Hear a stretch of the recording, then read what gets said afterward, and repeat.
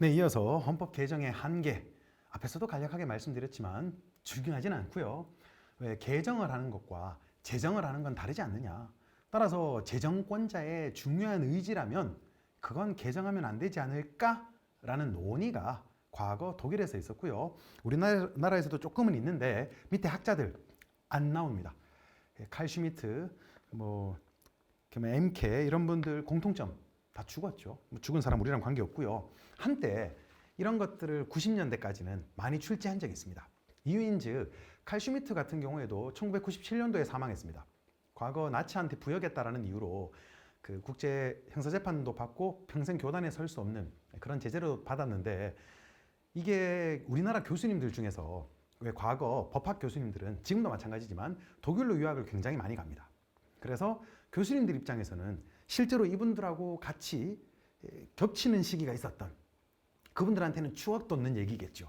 그래서 원로 교수님들끼리 회의 내지는 학회 같은 걸 하면 박 교수 이래가지고 우리 그때 독일의 프라이부르그 대학의 교정이 기억이 나는구만 이러면서 자기네들한테는 추억 돋는 얘기, 하지만 우리한테는 거의 군대에서 축구한 얘기. 그래서 비교적 최근에 공법학회에서 이런 것들, 현재 헌법의 해석에 전혀 도움이 되지 않는 과거 학자들 출제하지 말자라고 해서 출제 안 된 지 한 15년 정도 됐습니다. 여튼 안 보셔도 큰 상관없는데요. 판례와 관계되는 부분과 관련해서만 보시면 그 다음 페이지에 양가로 3번, 만약에 개정의 한계가 있다 치고 그 개정의 한계를 무시해서 잘못 개정이 이루어지면 어떡할 거냐. 그래서 보시면 그냥 헌법이라는 단어 아무거나 찾아서 밑줄 처리하시고요. 위헌 심사의 가능성, 그 헌법 조문이 잘못된 개정이다, 이 헌법은 헌법에 위반된다, 이런 말이 가능할까? 안 됩니다. 헌법은 전부 다 동등한 효력을 가진다 그랬죠. 법률이 헌법에 위반되는 건 가능하지만 헌법이 헌법에 위반된다, 이런 말은 있을 수가 없다. 그래서 결론만 말씀드리면 헌법 조문은 그 어떤 사법심사도 불가능합니다. 법원에 가져가도 안 되고 헌법재판소에 가져가도 안 되고, 헌법재판소가 할 수 있는 건 법률을 날려버릴 수 있는 거지 헌법을 날려버릴 수 있는 기관은 없습니다. 만약에 헌법이 영 이상하게 개정이 되었다 그러면 다시금 국민이 국민투표를 통해서 바꿀 수밖에 없는, 즉 사법심사라든지 소송이라든지 이런 건 절대 불가능하다라고 결론 세워주시면 되겠습니다. 그래서 보시면 위헌심사의 가능성이라고 되어 있는데요. 위헌심사라는 단어 4글자 넷텍스트를 하셔도 좋고, 그 다음 내용 위헌심사 부정이라는 단어 동그라미 하시면 되겠습니다. 즉 헌법 조문 자체를 헌법소원 제기하면 헌재는 절대로 손을 댈 수 없다. 언터처블, 언처타에 헷갈리네. 여튼 그거. 그래서 헌법 조문은 절대 심사의 대상이 아니다. 그것만 체크하시면 되겠습니다. 그래서 밑에 동그라미 1번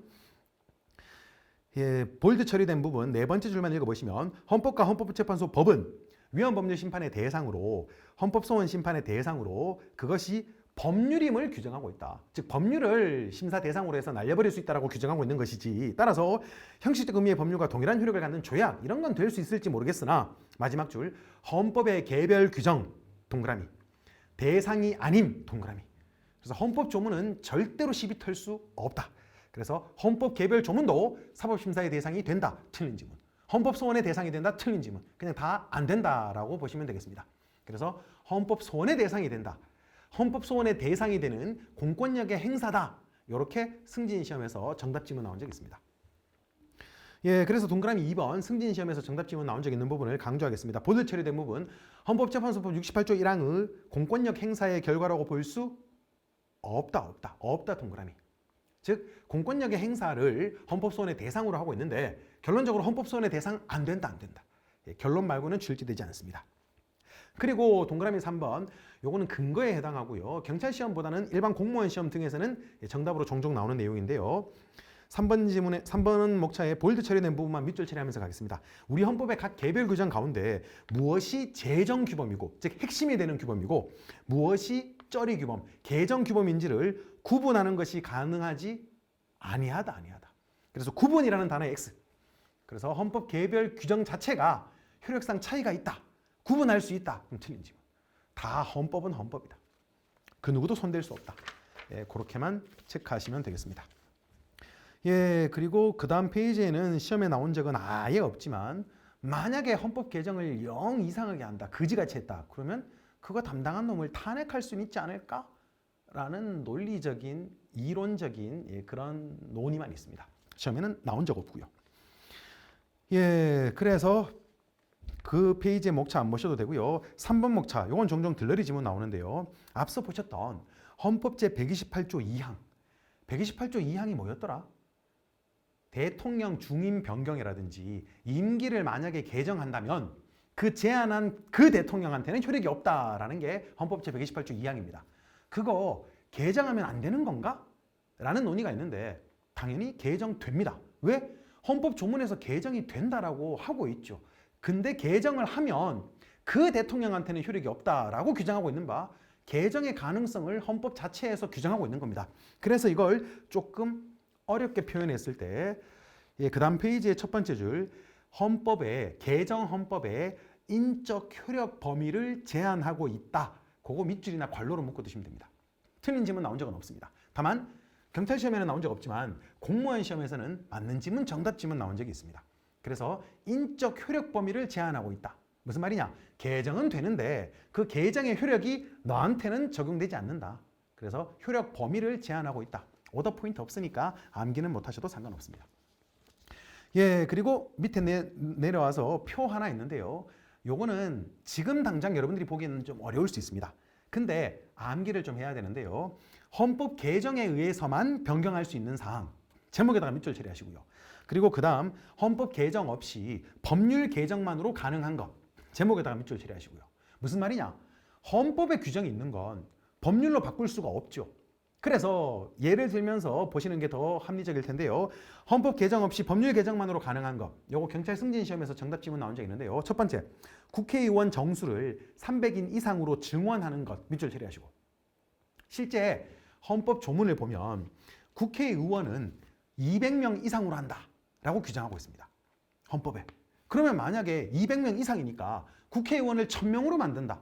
헌법 위반되지 않죠. 200명 이상이니까. 근데 만약에 국회의원을 100명으로 바꾼다. 그러면 법률로 못 바꿉니다. 왜? 헌법에 200명 이상이라고 되어 있으니까. 그래서 만약에 국회의원 수를 100명으로 낮추려면, 정확히는 200명보다 낮추려면 반드시 헌법을 개정해야 됩니다. 그래서 헌법 개정에 의해서만 가능한 것. 그래서 다섯 번째 항목에 국회의원 정수를 200명 미만으로 축소. 즉 국회의원 정수가 헌법에 규정이 있기 때문입니다. 결론적으로 요 표는, 요 항목은 헌법에 직접 규정을 두고 있느냐, 아니면 헌법에 규정이 없어서 경우에 따라서 헌법과 충돌되지 않아서 법률 개정만으로 가능하냐라는 건데 어떻게 보면 단순 암기고요. 지금 한꺼번에 다 암기하기는 어려움이 있고요. 그리고 전부 다 출제되지도 않을 뿐더러 그래서 요 챕터와 관련해서 출제된 것만 체크하자면 헌법 개정에 의해서만 그 두 번째 항목 법관의 임기 밑줄 처리하시고 임기 동그라미. 우리 시험 범위는 아니지만 법관의 임기, 헌법재판관의 임기, 그리고 한 번 할 수 있는지 두 번 할 수 있는지 몇 번이나 해먹을 수 있는지, 즉 어렵게 안 적으셔도 상관없습니다만 옆에 중임, 반복해서 그 직위에 취임하는 걸 중임이라고 합니다.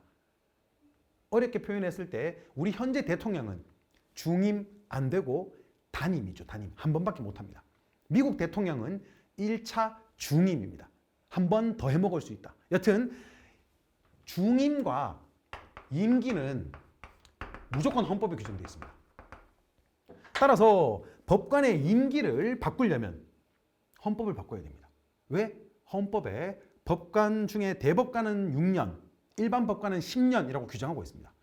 그래서 미국 같은 경우에는 법관이 종신으로 죽을 때까지 임기를 가지는데요. 우리나라도 법관 임기를 죽을 때까지 하자라고 하려면 헌법 개정해야 됩니다. 만약에 법관 임기를 종신으로 한다 그러면 헌법 위반. 그래서 임기는 무조건 법률에 규정하고 있구나. 이게 한 6년 정도 되었긴 했지만 경찰 승진 시험의 정답 지문이었습니다. 그래서 법관의 임기는 법률 개정으로 가능하다. 틀린 지문. 그리고 나머지 들러리 지문으로 역시 경찰 승진 시험에 나왔던 포인트인데요. 앞서 국회의원을 300명보다 더 많게 하는 건 괜찮다. 그리고 두 번째 항목 선거권 행사 연령 밑줄 처리하시고 아시다시피 지금 현재 선거권은 만 18세가 넘으면 선거권을 행사할 수 있습니다. 근데 과거에는 만 20세가 넘어야지만 선거권을 행사할 수 있었다가 19세로 바뀌었다가 지금 점점 내리고 있는데요. 여튼 선거권 행사는 헌법에 규정이 없습니다. 그래서 법률 개정만으로 바꿀 수 있구나. 만약에 군대는 갔다 와야 선거할 수 있지 않을까? 한 23세로 바꾼다. 괜찮습니다. 헌법 위반되지 않습니다. 그리고 네 번째 항목, 지방자치단체의 종류와 결정 및 변경. 밑줄이나 괄호로 묶어 두시고 역시 승진시험에, 경찰 승진시험에 나온 적이 있습니다. 그래서 이런 건 법률로 바꿔도 된다. 그래서 헌법 규정과 충돌되지 않는다. 그래서 오히려 이것보다 법률 개정만으로 가능한 것 옆에다가 메모해 두시죠. 정년. 정년은 무조건 법률에 규정하고 있고요. 그리고 조금 지금 논점과 관계가 없지만 이건 그냥 알고 계시면 피가 되고 살이 되는 한 10년에 한 번쯤 나올 동 말동한 지문인데 나올 때 정답으로 종종 나옵니다. 정년은 무조건 합헌입니다. 아시다시피 여러분들의 그 경찰 공무원, 군인 공무원 전부 다 정년이 개별적으로 다 다르죠. 다 법률에 규정되어 있습니다. 그리고 예전에는 정년, 공무원 같은 경우도 65세를 규정하고 있다가 점점 낮추고 있죠. 그리고 우리 시험관은 좀 무방하지만 점점 우리나라가 노령화되고 있기 때문에 정년을 좀 다시 늘려야 되지 않을까라는 논의가 계속 있습니다, 사실. 근데 지금 당장 늘리면 청년들이 일자리가 모자란 상황에서 오히려 혼란을 야기할 수 있다고 해서 논의가 지금 좀 정지가 되어 있는데요. 아마 한 10년 후, 15년 후가 되면 정년이 늘어날 겁니다. 제 단언컨대 여러분들이 입직하고 나면 지금 현재 정년보다 더 오래 일할 가능성이 훨씬 높습니다. 여튼 정년은 법률에 규정되어 있고요. 정년 관련해서 뭐 줄이건 느리건 판례들이 있는데 무조건 합헌입니다. 정년은 법률로 규정하고 국회에서 정할 거죠. 국회의 결정에 대해서 절대로 사법기관이 딴지 걸지 않습니다. 여튼 원래 논점으로 돌아와서 중임 몇 번이나 해먹을 수 있는지 그리고 임기가 몇 년인지 이건 무조건 헌법. 정년은 무조건 법률이고 무조건 합헌. 그거 좀 체크해 두시면 좋겠습니다. 그리고 이쯤 오면 한 땀 한 땀 전부 다 열심히 읽어보고 이해하는 게 아니구나. 네, 아예 지문에 등장하지 않는 게 대부분입니다. 그래서 앞서 말씀드렸다시피 아마 문제 나올 때 합헌적 법률에서 그리고 헌법 개정에 대한 헌법 조문 크고 나올 겁니다. 나머지 나오지도 않았고 최근 수십 년 동안 내는 순간 도라이 소리 듣습니다. 이제 3항 헌법의 변천인데요. 역시 나오진 않습니다만은 헌법의 변천은 뭘까? 일단 헌법이란 건 앞서도 보셨지만 굉장히 바꾸기 힘들죠. 법률 같은 경우는 국회에서 그냥 의결해서 바꾸면 되는데 비해서 헌법 개정은 일단 300명 중에 200명 이상, 국회의원 200명 이상이 필요하고요. 국민 투표를 거쳐야 됩니다. 굉장히 바꾸기가 어렵겠죠. 근데 시대라는 건 계속 변합니다. 특히 기술의 발전 이런 걸 통해서 그 변화는 점점 더 빨라지고 있습니다. 그러면 경우에 따라서 시대 변화가 빠른 경우에 헌법이 못 따라가는 일이 발생하겠죠. 그럼 어떡하지? 헌법 조문의 의미를 조금 바꾸어서 시대에 적응할 수 있지 않을까? 이걸 헌법의 변천이라고 부릅니다. 시험에는 안 나옵니다. 그래서 보시면 특정 헌법 조항이 헌법에 규정된 개정 절차에 따라서 의식적으로 수정되는 것이 아니라 당의 조문은 그대로 존속하면서 의미 내용만 변하는 경우 이걸 변천이라고 말합니다. 그래서 가급적 바꾸기가 힘드니까 조금씩 변천이라는 이름으로 다르게 운용하다가 도저히 안 되겠다. 그러면 개정을 하는 거죠. 그래서 과거 마지막으로 지문 나온 게 92년 정도인데요. 헌법 개정의 한계가 헌법 변천의 한계가 헌법 개정이다라고 지문 들러리로 나온 적이 있습니다. 즉 변천으로 도저히 감당이 안 되면 바꿀 수밖에 없다. 개정을 할 수밖에 없다라는 쓸데없는 논의가 실려 있는데 굳이 안 보셔도 상관없겠습니다. 그래서 최근에는 아예 지문으로도 나오진 않지만 그 다음 목차 로마자 2번 인정 여부 학설 볼 필요 없죠. 우리는 판례 의함이니까 그래서 로마자 5번만 한번 읽어보시죠. 그나마 밑줄 처리된 건 사실상 과거에 최근 40년 동안 통틀어서 출제된 적이 있다는 뜻인데 지금으로서는 지문의 가치가 없지만 헌법 변천의 한계적 기능을 담당한다. 표현이 좀 어렵고 멋있다라고 해서 한 30년쯤 전에 들러리로 나온 적이 있습니다. 공무원 시험에서. 모르셔도 상관없고요. 헌법 변천의 사례 역시 시험에 출제되지 않습니다. 그리고 5절 곧바로 넘어가서 헌법의 수호인데요. 수호, 헌법을 지키자라는 건데 헌법의 수호의 의 볼 필요 없고요. 열심히 지키자. 누가 지키느냐? 다 지켜야 되겠죠. 대통령도 지켜야 되고 국회의원도 지켜야 되고 국민도 지켜야 되고. 그래서 로마자 2번 헌법 수호자, 최후의 수호자는 국민이다. 멋있는 표현이라고 해서 28년쯤 전에 마지막으로 들러리 지문 나온 적이 있습니다. 예, 그리고 헌법 수호의 방법과 관련해서 페이지 넘기시면 좀 찌질하긴 하지만 경찰 승진 시험 기준으로 이것도 최근 한 10년 동안 한 번 나온 적이 있습니다. 그래서 우선 동그라미 1번 대통령의 국가 긴급권, 그거 밑줄 처리하시고요. 예, 요거 정식으로 우리 시험 범위에는 안 들어옵니다.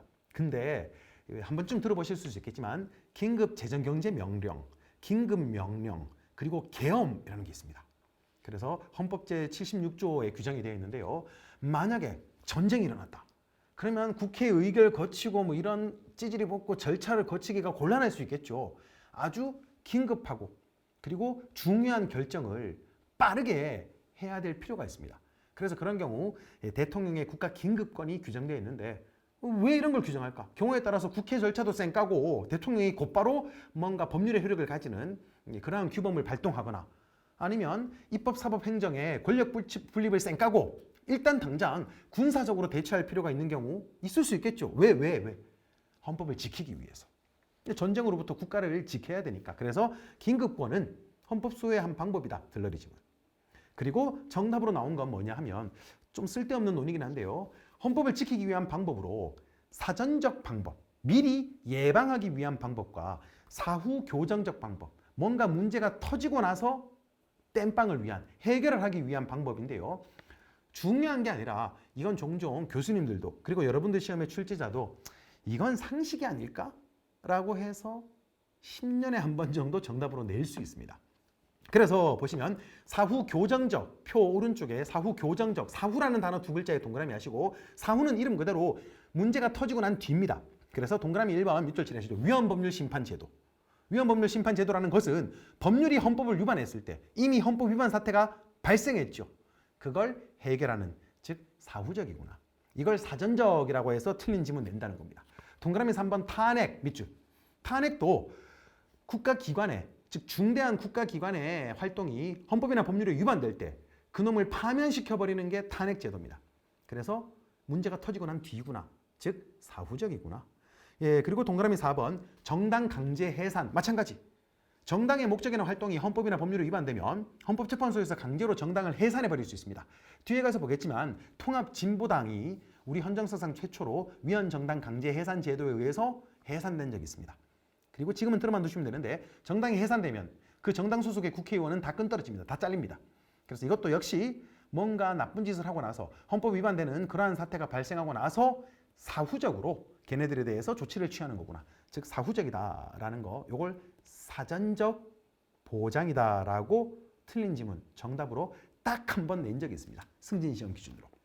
그래서 그거 체크해 두시고 3번 목차는 전혀 중요하지 않습니다. 과거 서울대 헌법 교수님과 연세대 헌법 교수님이 둘이 찌지고 볶고 싸우면서 쓸데없는 논의를 했는데 이건 안 나옵니다. 지금 둘 다 이미 다 은퇴하시고 사망하셔가지고. 예, 2항 저항권인데요. 한 번쯤은 들어보셨을 겁니다. 저항권. 그래서 여기서 저항권이 뭐냐? 예, 일단 바로 페이지 넘기셔서 시민 불복종 운동과 저항권에 어떤 차이가 있는지를 살펴보면 시민 불복종 운동은 시험에 안 나오지만 간디라고 생각하면 됩니다. 그래서 평화적으로 그냥 나는 적극적으로 협조하지 않겠다. 이게 불복종이고요. 저항권은 이름 그대로 과거 프랑스 시민혁명처럼 다 갈아엎어버리는 겁니다. 경우에 따라서 폭력적인 수단도 가능하다. 그래서 예, 저항권이라는 목차에 밑줄 처리하시고 두 번째 항목에 폭력적 방법 동그라미. 자주는 안 나오지만 역시 이것도 경찰 승진시험 기준으로 출제된 적이 있는데요. 저항권은 평화적인 방법으로만 가능하다. 틀린 지문. 폭력적 방법은 안 된다. 틀린 지문. 됩니다. 그냥 경우에 따라서 일본 놈이나 중국 놈이 우리나라에 쳐들어와서 우리나라를 먹으려 한다고 생각하시면 됩니다. 즉 우리 헌법 질서가 더 이상 정상적인 방법으로는 지켜질 수 없을 때 마지막으로 국민이 들고 일어나서 다 뒤집어 엎어버리는 거, 이게 저항권입니다. 굳이 사례를 찾기는 힘들 수 있겠지만 과거 임진왜란때 우리나라 의병들의 활동 이런 것도 저항권이 될 수 있고요. 물론 우리나라가 먹히진 않았지만 여튼 그런 저항권이라는 개념과 관련해서 로마자 2번 역사인데요. 앞서 말씀드렸죠. 다 죽고 없어진 사람들 우리나라랑 관계없습니다. 그래서 과거 영국의 마그나 카르타, 대헌장 뭐 이런 게 저항권의 역사일 수 있고 과거 90년대에 지문으로 나온 적이 있어서 밑줄 처리된 거고 안 보셔도 됩니다. 그래서 미국의 경우에는 그 버지니아 권리장전 뭐 이런 데 저항권 정신이 잘 구현돼 있다. 뭐 그 정도 안 읽어보셔도 상관없습니다. 우리한테 중요한 건 판례. 바로 페이지 넘기셔서 실제 우리 헌법상 저항권 인정될까? 라는 논점에 대해서 대법원과 헌재가 결론을 달리합니다. 그래서 표 학설생 까도 되고요. 판례만 보시면 됩니다. 그래서 대법원이라는 단어 밑줄 처리하시고 첫 번째 줄에 우리 대법원은 저항권을 부인 동그라미. 우리 대법원은 저항권을 인정하지 않습니다. 이와 달리 헌법재판소 그 다음 항목에 헌법재판소 밑줄 처리하시고 헌법재판소는 두 번째 줄에 기본권 보호수단으로 밑줄 처리 저항권을 인정. 그래서 헌재와 대법원이 다르죠. 바꿔서 낼 수 있는 틀린 지문 가능성 대비를 하시고 오히려 더 정답으로 잘 나오는 건 위에 올라가서 대법원 저항권을 부인 동그라미. 경찰 시험 기준으로도 대법원은 저항권을 인정하고 있다. 틀린 지문. 그래서 인정이라는 단어 틀린 것만 체크하시면 정답 가려낼 수 있게만 출제합니다. 물론 앞에다가 양념을 칠 수 있습니다. 우리 대법원은 저항권은 극히 예외적인 상황 아래에서 보충적으로만 인정되어야 된다라는 입장이다. 틀린 지문. 대법원은 보충적이고 예외적이고 나발이고 간에 안 인정. 절대 안 인정. 그래서 뭐 판례 구체적으로 안 보셔도 되겠지만 과거 김재규 사건에서 그 박정희 전 대통령을 암살했던 김재규가 이건 저항권의 행사 과정이다. 나를 유죄라고 하지 말아달라라고 하자 저항권 같은 건 인정하지 않는다라고 해서 유죄 판결을 내렸던 적이 있습니다. 여튼 대법원은 저항권을 인정하지 않는다. 그리고 헌재는 저항권을 인정하기는 한다. 하지만 아주 예외적인 경우에만 인정된다 그랬죠. 즉 거의 일본 놈들이 쳐들어와서 나라 뺏길 상황이라고 생각하시면 됩니다. 그래서 두 번째 줄에 끝 단어 밑줄 처리하시죠. 입법 과정의 하자는 저항권 행사의 대상이 아니다. 그래서 이거 정식 시험 범위는 아닌데요. 뒤에 가서 나중에 그 권한쟁의라는 게 있습니다. 뭐냐면 헌법 소원만 우리 시험 범위지만 국회의원이 경우에 따라서 국회의 법률 제정 절차가 뭔가 위법하다. 그 과정에서 내 국회의원으로서의 권한을 침해당했다. 즉 어떤 사안이냐면 모르셔도 됩니다만은 실제 여당이 더 많을 때 야당 국회의원들한테 회의 일정 통지도 안 해주고 자기네들끼리 모여가지고 법률안을 통과시켜버린 겁니다. 그러면 안 됩니다. 형식적으로 다수결의 원리에는 절반 넘었네 라고 생각할 수 있겠지만 그건 다수결의 원리에 위반된다는 게 판례 입장입니다. 다수결의 원리라는 게 단순히 쪽수만 많다고 되는 게 아니라 토론의 자유 그리고 소수자의 보호 여러 가지 기회나 절차를 보장하는 상태에서 다수의 의사가 결론적으로 우월할 수 있다는 거지 이렇게 소수 의원들한테 의회의 일정을 통제하지 않은 것은 권한의 침해다라는 게 우리 헌재 입장인데요. 어쨌든 그 위헌은 위헌인데 그런 입법 절차의 하자가 저항권 행사의 대상은 아니다. 나라 망하는 상황은 아니지 않느냐라는 게 판례 입장이고요. 요거 시덥지 않게 지문에는 자주 나옵니다. 즉 저항권 논점이 나오면 보통 자투리 들러리 지문으로는 거의 항상 나옵니다. 입법 과정의 하자, 입법 절차의 하자는 저항권 행사의 대상은 될 수 없다. 즉 우리 헌재에 따르면 저항권이 인정은 되는데 요때는 안 되는 거다. 뭐 다른 상황이 생기면 그때 가서 인정할 수는 있다라는 게 헌재 입장. 대법원은 저항권 never, 절대 인정되지 않는다. 그게 대법원의 입장입니다. 3번 목차 안 보셔도 되고요. 그러면 로마자 4번 저항권에 대해서 구체적으로 살펴보자. 그래서 주체와 객체 안 보셔도 되고요. 국민이 알겠죠. 그리고 상황적 요건인데요. 2번 목차 상황적 요건에 저항권은 함부로 행사될 수 없는 겁니다. 그래서 제일 마지막 단어 괄호 안에 세 단어의 밑줄 칠하시죠. 보충성, 예비성, 최후수단성 다 똑같은 말입니다. 즉 다른 방법으로 국가의 질서나 헌법 질서가 유지될 수 있을 때는 함부로 저항권 행사하지 말라. 즉 국민들이 다 뒤집어 엎고 들고 일어나지 않으면 도저히 다른 방법이 없을 때만 보충적으로 다른 방법이 없을 때 보충적 똑같은 말입니다. 여튼 보충적으로만 인정된다. 이게 다수설의 입장입니다. 그래서 보충적이다. 맞는 지문. 보충적인 건 아니다. 그럼 틀린 지문. 마지막 결론 말고는 틀린 지문으로 낼 수 없습니다. 그래서 그 다음 목차 3번 목적적 요건인데요. 정말 예외적으로 어쩔 수 없이 우리나라를 지키기 위해서만 가능하다 그랬죠. 그래서 두 번째 줄에 이것도 역시 승진 시험에서 틀린 질문 나온 적이 있으니 사회 경제적 체제를 개혁하기 위한 수단으로는 이용될 수 없다. 강조하시고 없다 동그라미. 그리고 키워드 하나 더 잡자면 개혁이라는 단어 두 글자에다가 X 처리하시죠. 개혁이라는 건 바꾸는 거. 뭔가 좋게 바꾸기 위해서 안 됩니다. 어떻게 보면 좀 어렵게 이건 여러분들을 다른 과목과 관계가 있는데요. 경찰 소극의 원칙이라는 게 있죠. 경찰 소극의 원칙이라는 게 뭐냐면 뭔가 마이너스를 막기 위해서만 경찰권은 발동될 수 있습니다. 예를 들어 서울역에 노숙자가 많아서 문제다. 근데 노숙자가 없으면 더 관광객이 많고 수입이 증대될 것 같은데 이런 이유로 경찰권이 발동될 수는 없다는 게 경찰 소극의 원칙입니다. 즉 뭔가 더 좋게 하기 위해서 발동할 수는 없고 만약에 그 노숙자들로 인해서 국민의 생명 신체 안전이 위해가 가해진다. 즉 뭔가 마이너스를 방어하기 위해서 이런 경우만 가능하다. 맥락을 같이 합니다. 즉 저항권도 뭔가 더 좋게 바꾸기 위해서 가능한 게 아니라 마탱이 가는 걸 막기 위해서 우리의 존립 자체가 위태로운 상황에서 마지막 수단으로 가능한 것이다. 따라서 개혁하기 위한 수단으로는 안 된다. 살아남기 위해서, 지키기 위해서만 가능하다. 그래서 그거 오답 포인트 하나 체크하시면 좋겠습니다. 그리고 또 하나 더 있었죠. 앞에서 체크했지만 여기 나온 김에 같이 옆에다가 메모해 두셔도 좋고 안 해 두셔도 됩니다. 반드시 저항권은 비폭력이어야 된다. 비폭력적 수단이어야 된다. 틀린 질문. 저항권 폭력됩니다. 예, 그래서 저항권 행사의 효과와 관련해서 동그라미 1번 형법상 정당행위로서 위법성이 조각. 이건 학자님들의 논이고요. 조각이라는 단어 X. 그리고 괄호에서 밑에다가 메모해 두시죠. 대법원이라고. 학자님들은 이런 견해를 펴지만 우리는 학자님들의 견해를 알 필요 없죠. 우리는 항상 다툼이 있으면 판례 의함이라고 문제에 실려 있습니다. 그래서 위법성이 조각된다. 틀린 지문. 어떻게? 대법원에 따르면 이렇게. 그래서 앞서 김재규 사건 말씀드렸죠. 그래서 만약에 대법원은 저항권을 이유로 위법성이 조각될 수 있다는 입장이다. 틀린 지문. 그렇게 경찰 승진 시험에 나온 적이 있습니다. 예, 그리고 통합진보단 해산 판례 별로 중요하진 않고요. 동그라미 2번 목차에 복습 삼아 볼드 처리된 부분만 보시면 과거 통합진보당이 해산될 때 얘네들 정당 강령을 봤더니 저항권에 의해서 집권하겠다. 뭐 이런 주장이 있답니다. 미친 거죠. 예, 여튼 그래서 결국 해산됐는데요.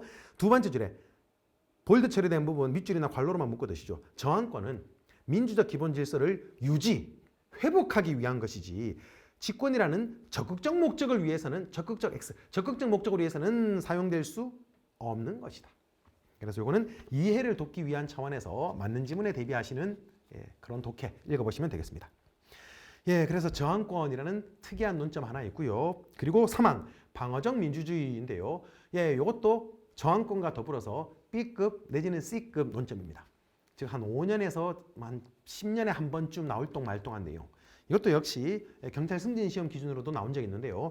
방어적 민주주의라는 개념이 뭐냐? 개념은 시험에 안 나오는데요. 앞서 히틀러 얘기를 잠시 드렸습니다. 근데 히틀러가 정말 참 시대적으로 어마어마한 짓을 저질렀지만 그 사람이 집권할 당시에는 국민적인 지지가 어마어마했습니다. 그래서 국민적인 지지를 받는다고 해서 무조건 능사가 아니구나.